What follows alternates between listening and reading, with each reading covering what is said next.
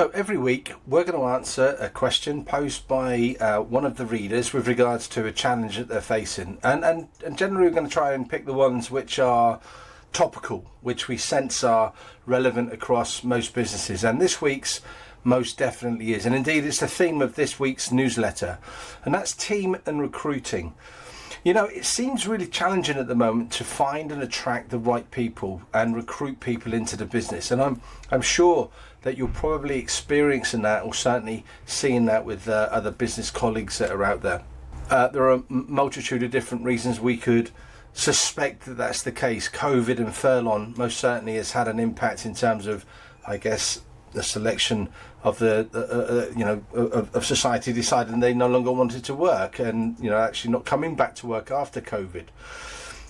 But the reality on this is the good people are still there. They're still there, they're still available, and all we've got to do as a business is tune in. And I say all we've got to do, makes it sound really easy. It isn't. But we do have to put the effort into it. But to tune in and find them. So what I want to do is maybe share a few ideas and a bit of a process behind actually doing just that. So the first thing is, who's your ideal candidate? How clear are you in terms of the persona of somebody that needs to come and join your team? What behaviours would they demonstrate? How will they fit into your culture, into your values, into your beliefs? Would you want to attract somebody that is kind of incredibly good at what they do, but they have a really poor attitude, or someone that's got a great attitude, not necessarily the full skill set, but you know that they're gonna really step up to it? And I think we all know the answer to that one.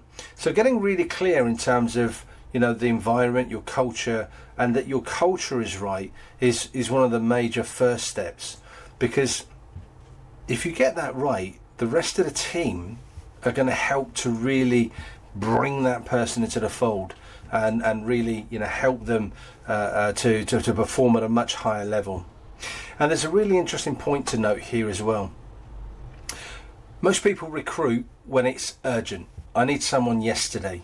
And the challenge is you're never going to find that person that's going to hit the ground running for you, because they've got to adapt. They've got to work out how you do business. They've got to learn new skills that are related to how you perform and your expectations. And generally, I think a rule of the thumb is it probably takes about 90 days. And so if you're looking at recruitment, then this is the point today, is where you need to really plan what that recruitment strategy and what that recruitment plan needs to be, and then roll it out. And you need to be doing that probably 3 months before you need the person that you need. Now, I appreciate that sometimes we lose people, and that's the other side of this. In order to recruit really well, we've got to have a business that retains even better. If we've got good people, then we've got to make that culture an absolute perfect fit for them, that they don't want to leave, they've got loyalty, and that actually where you are and what you're doing as a business is exactly the fit for them. So the next point is, how attractive are you as a business? And in the first instance, I always challenge people to go back and have a look at the website. And if you look at your website, would you want to come and work for you? Does your business attract someone?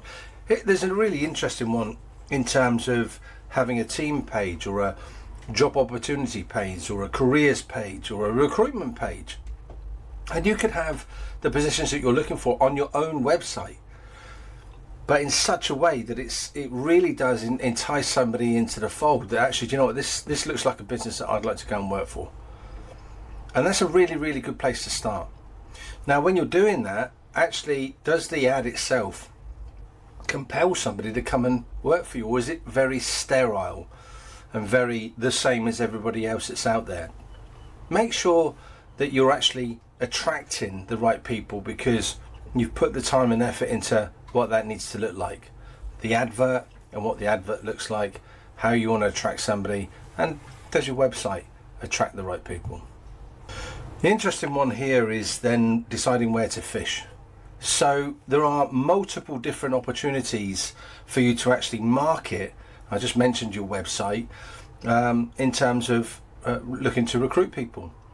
But don't just link into, most people just put an ad up on Indeed, and at best it's a very minimal, if none, in terms of the fee to put the advert up there. But have a think about the multiple of different areas that you can actually cast your line. Where can you fish to find the right people? Think of your circles of influence. Actually, friends and family is a great place to start, and ask beyond them. Who do they know that might want to come into it?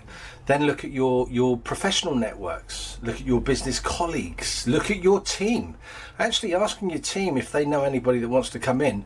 Why wouldn't they like to go out there and maybe find someone in their circle of influence that might look to join a great business? I mean, that's a great way to get somebody on board, you've got to agree. And then there's the multiple different locations online that you can actually then advertise. Any of the recruitment pages, any of the social media pages. So get really clear in terms of where are we going to actually fish. The next point then is screening. So once you start to get CVs or requests coming in, is how do you screen? And this is where you just want to put some time in to actually be able to filter out those that aren't going to be a good fit.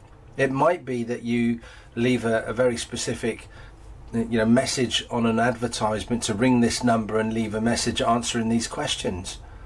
And if someone leaves a number and just doesn't answer the questions, well, they've clearly not understood the instructions, and that's probably a bit of an alert, in which case they've just deselected themselves. So looking at how you can screen somebody is going to be really key, so that actually when you filter through to the interview, you're suddenly now starting to filter down to the people that you want to truly attract. Now, remembering at the moment, you're probably thinking to yourself, yeah, but the challenge is, Steve, we can't get anybody down to interview because we're not getting anybody responding to the adverts. And that's my point. Go back, have a look at what you're doing, look at the content, look at the quality of those adverts, and look at where you're advertising. And if you're only advertising in one place and you're not investing in it, then guess what? Yeah, you're right. You're probably not going to get anybody coming to actually attend the interviews. So this is a whole rounded package. And then at the end, it's kind of like when you're having that interview, get really prepared and ready in terms of the structure and how you want that interview to run. Don't have it ad hoc. It might even be on some of the interviews that part of that interview process is with you, and part of that interview process is with your team. Having a social interview is always a really interesting one, where you can take them out and actually have a lunch or something, because you see a different aspect to them. Pre-interview, you could do a profile assessment or a DISC assessment on them, so you get a bit of an idea of their behaviours, whether that's DISC or Myers-Briggs or something of that nature. And the final piece, I think, in terms of the preparation for this, is make sure that you've actually gone to some lengths to write out the contract, the agreement, what it is that they're going to be signing to work with you. And then, that's an opportunity where you're able to actually be really clear on what your expectations are going to be from them. So fair few things to have a think about there today. And I'm more than happy to jump into a detailed conversation with anybody in terms of they're looking to, a recruitment process. Challenging as it is, persistence will pay off. But getting really clear on who you're looking for, get really clear in terms of why they would want to come and work for you and how you stand out in the marketplace. Determine where you're going to fish, and there's more than just Indeed out there. There is multiple areas where you can actually put your adverts, where you can reach out, where you can use your network, where you can ask for referrals. Really clear in terms of the screening process. Have a clear focus in terms of what the interview looks like, and ultimately make sure that final agreement and contract in terms of what they're going to do when they join your team is set and in place. Hope that's been helpful. If that has been helpful today, then send us in your challenges, respond to the newsletter, drop a message to me, or whatever channel you hook up with me for our next newsletter next week, and we'll do another discussion in terms of what that might be. Thanks a lot.